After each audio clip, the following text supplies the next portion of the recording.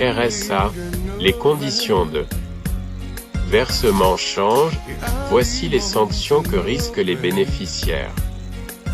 Le versement du RSA bientôt conditionné, voici ce à quoi les bénéficiaires de cette allocation peuvent s'attendre. La rédaction Marie-France. Le versement du RSA conditionné. À quoi les Français doivent-ils s'attendre? C'est au mois de juin 2023 que devrait être débattu le projet de loi sur le plein emploi à l'Assemblée nationale. Le conditionnement du versement du revenu de solidarité active, RSA, fait partie des différentes mesures évoquées par le gouvernement. Mais alors, de quoi est-il question exactement? 2. Régression sociale. Le jeudi 27 avril, sur le plateau de Télématin, Elisabeth Borne a tenté d'apporter des réponses aux nombreuses questions que se posent les Français. Comme le rapporte l'Obs, la chef du gouvernement faisait alors face à Martin Hirsch, l'ancien directeur de l'AP-HP, pour qui cette réforme incarne une régression sociale. Égale 3. Permettre aux bénéficiaires du RSA de retrouver un emploi.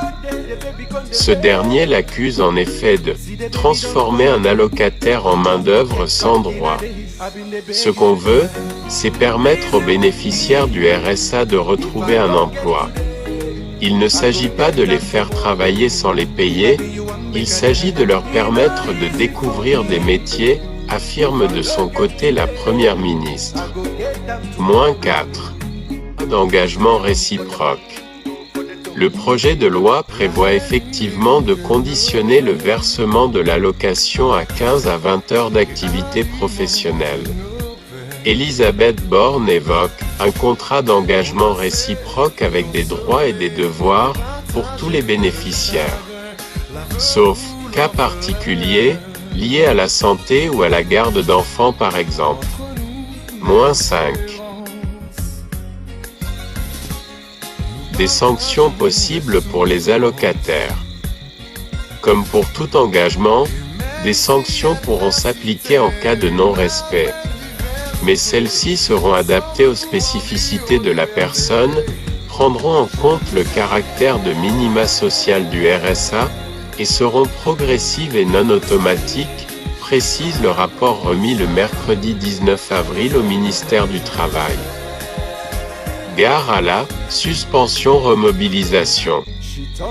Comme l'avance TF1 Info, les pénalités dont il est question peuvent aller de la suppression partielle de l'allocation à la radiation de la personne.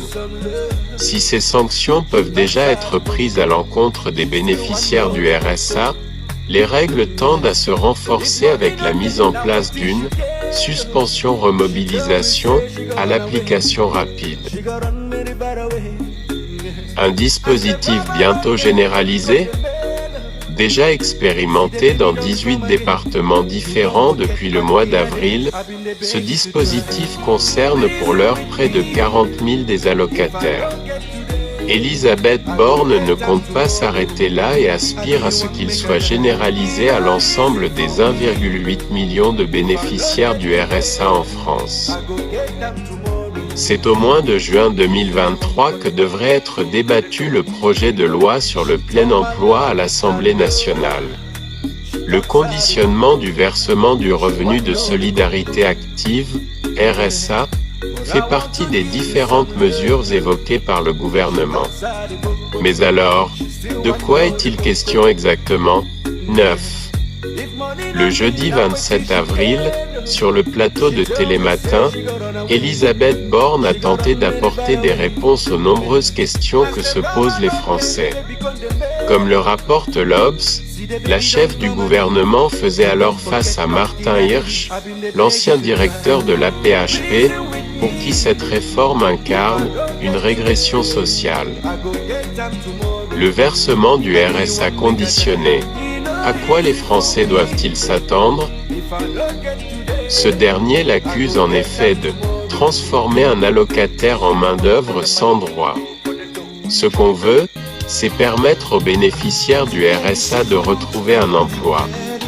Il ne s'agit pas de les faire travailler sans les payer, il s'agit de leur permettre de découvrir des métiers, affirme de son côté la Première ministre.